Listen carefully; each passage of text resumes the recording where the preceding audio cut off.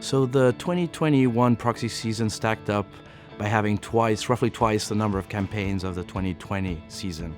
And that is explained by the fact that, 2020 was somewhat affected by the pandemic. And that makes sense because there's a renormalization of markets. It's very important to note that activists have shown that they're willing to attack any sector whatsoever with a campaign.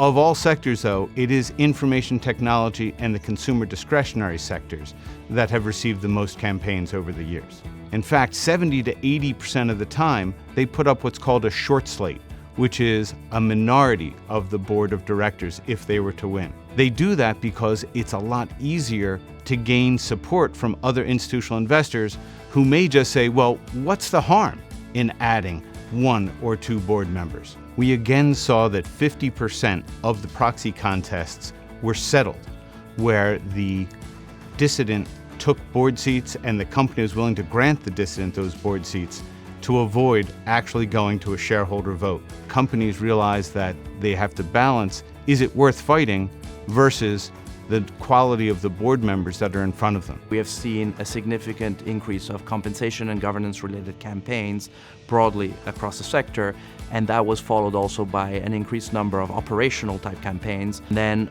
an increase in M&A-related campaigns, which is somewhat of a function of activists enjoying or really targeting situations where they can achieve a significant return within a short time frame. The proposals regarding the environment actually were more frequent, and they developed a much larger support vote.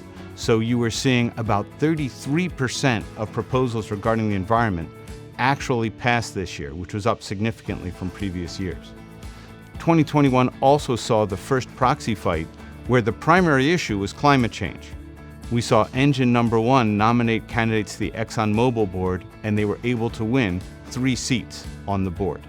As we go into 2022, I think that the environmental themes that we saw and the social themes are becoming a bigger trend. The say on pay vote is interesting because it's an early indication of shareholder unrest.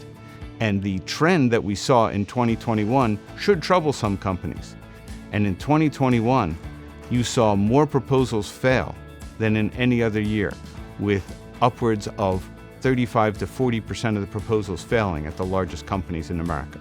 As we think of the role of proxy advisors in the context of proxy fights, there has been a shift where many investors are viewing the input from ISS and Glass Lewis, the two main proxy advisors, as an input into their decision process on how to vote on a number of items. ISS has recommended in favor of dissident candidates 2/3 of the time, whereas Glass Lewis has done that 1/3 of the time, and that is somewhat consistent with past practice. Preparing for an activist campaign is like the old adage, an ounce of prevention is worth a pound of cure. Making sure that you have reviewed your strategy and know how well you're communicating with your shareholders and being in touch with that is a very important element to being aware whether you are vulnerable and knowing how quickly you can act. Assembling a team of advisors that you know and trust and are ready to move into action quickly is a key part of being prepared.